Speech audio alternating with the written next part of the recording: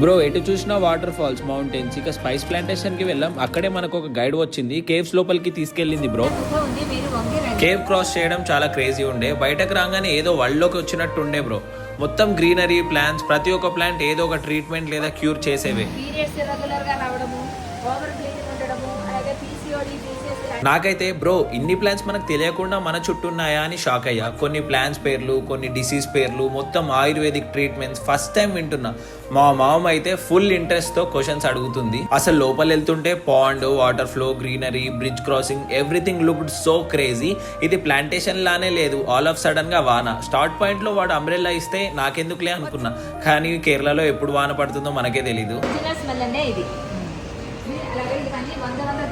అక్కడ నుండి బయటకు వచ్చాక మెస్సీది పోస్టర్ కనిపించింది. వానలో వెళ్తూ లంచ్ కి ఐజాక్ సజెస్ట్ చేసిన ఫార్మ్ యార్డ్ రెస్టారెంట్ కి వెళ్ళాం. మామ్ కేరళ థాలీ ట్రై చేసింది, నేను కేరళ బిర్యానీ ట్రై చేసా. ఫుడ్ తో పాటు వెనకాల వ్యూ అయితే amazing bro. Mountains, rain, mist, అసలు హోటల్ వ్యూ ఇంత క్రేజీ ఉందంటే ముందు మునార్ ఎలా ఉంటుందో ఇమాజిన్ చేయండి. ఫైనల్లీ మునార్ కి స్టార్ట్ అయ్యాం.